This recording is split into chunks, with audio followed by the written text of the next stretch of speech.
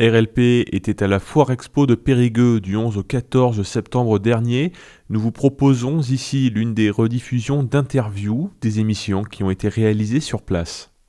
Stéphane, brasseur de bière La Fraîche, sans le E, lafraîche.fr. Stéphane, bonjour. Bonjour Stéphane. Bon, la Foire Expo, ça se passe bien ?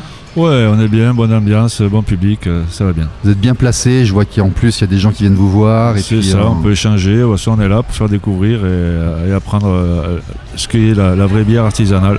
Alors, c'est ça qui m'intéressait, c'est que chez vous, il y a un côté authentique. Alors, on a parlé un petit peu sur le stand, il y a la petite lumière qui passe là dans l'œil, on aime bien.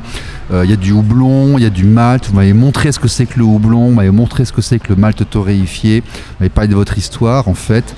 Et maintenant, vous brassez, vous faites de la bière vous-même.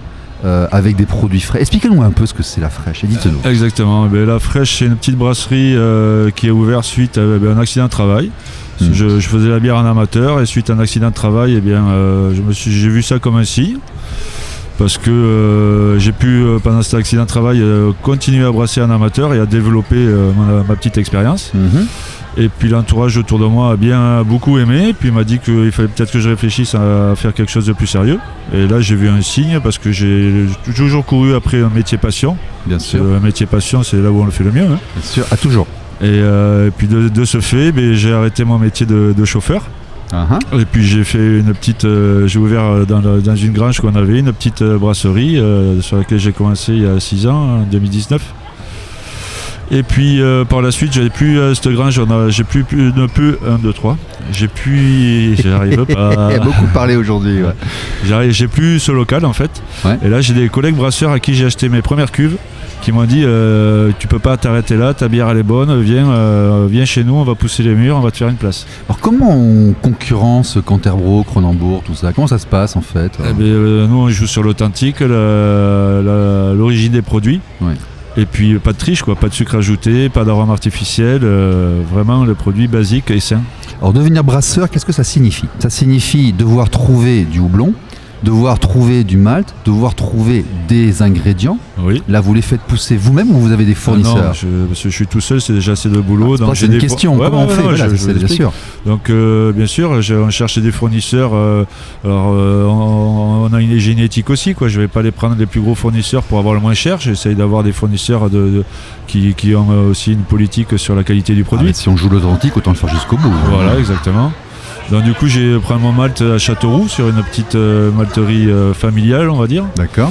Le houblon, je prends du houblon français, et puis pour des bières, je fais pas mal d'IPA, je prends des bières aussi avec du houblon étranger, parce que c'est des marques déposées, donc il y a des houblons qu'on peut pas avoir en France. D'accord. Et le houblon aromatique qui est le plus fort, c'est celui qui pousse sur les terres très chaudes, comme les États-Unis, Afrique du Sud, Australie, Nouvelle-Zélande.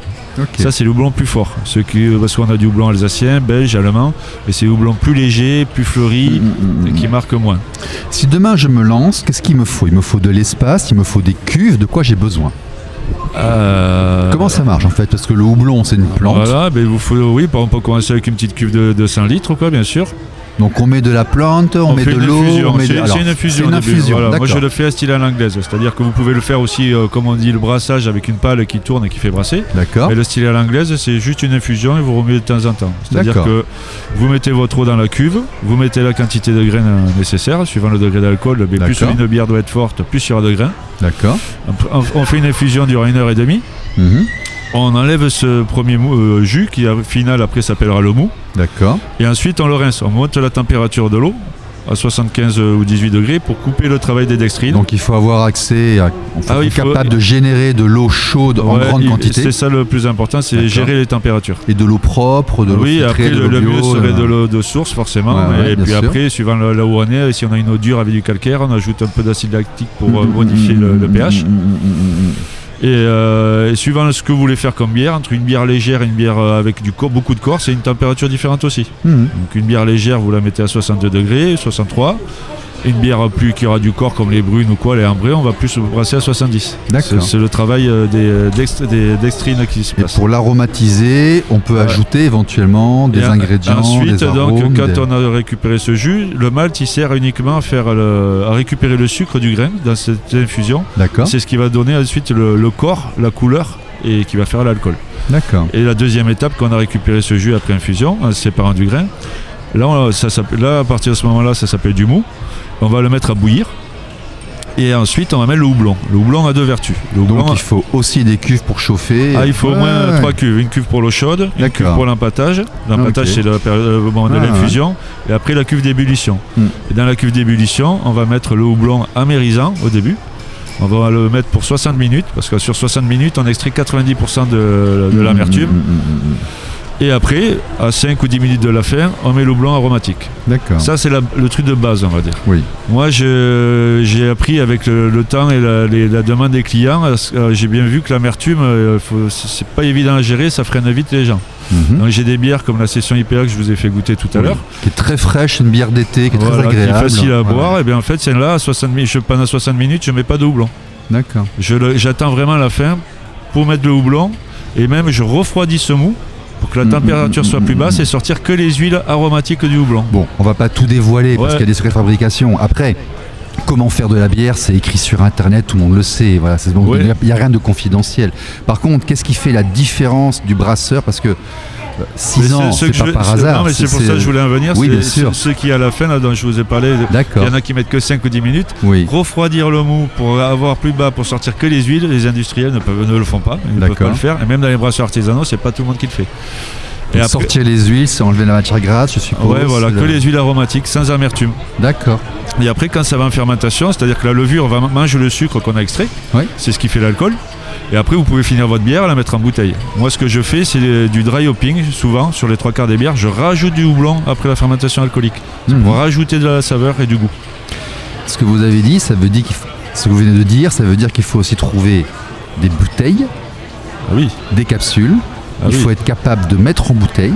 Exactement. Je suppose que vous faites tout vous-même. Exactement, tout seul. Vous êtes tout seul ou vous avez une équipe? Non, je suis vous tout qui seul. faites ça tout seul. Donc depuis 6 ans, il y a un volume suffisant pour que vous puissiez gérer votre vie. C'est déjà pas mal. Voilà. Donc il y a quand même un travail assez conséquent. Ça fait du boulot quand même tout ça, dites donc. C'est pas pour rien que j'ai une tendinite avec un tendon fissuré. Oui, non mais j'entends, ça fatigue, bien sûr. C'est un métier passion. Après aussi depuis 5 ans, chaque fois j'investis un peu plus. Là j'ai une brasserie quand même qui commence vraiment à être sérieuse avec du matériel plutôt carré qui me permet de pérenniser la qualité du produit. Oui, donc vous investissez une partie de ce que vous rentrez pour avoir du matos qui est mieux. Exactement.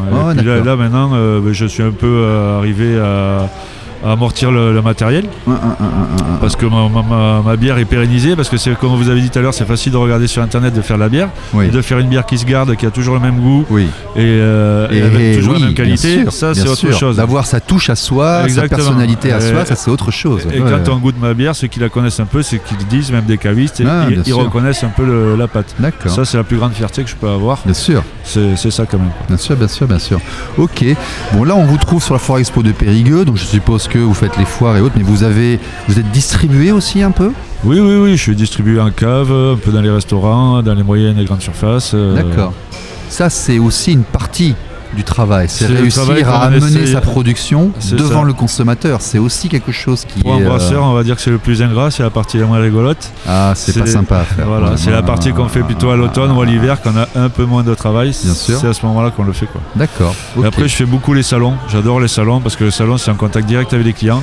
Il y a du monde autour de depuis jeudi, je regarde, là, il y a toujours un peu de monde, ça discute. Ça permet de découvrir. Je veux dire, quand la bouteille elle est posée sur un rayon, on peut pas goûter. Non. Moi, là, je suis là, j'ai 4 ou 5 bières à la tireuse. Vous hésitez, je fais goûter et direct, ça parle plus, quoi. La foire, ça se passe bien cette année? Ouais, c'est jeudi, c'est toujours tranquille le jeudi, mais là ça décolle bien, c'est sympa. Ok. Beaucoup d'échanges, bon public, c'est bien. Stéphane, merci d'être venu. Je vous en prie, merci de m'avoir invité. Lafraiche.fr, LAFRAICH.fr.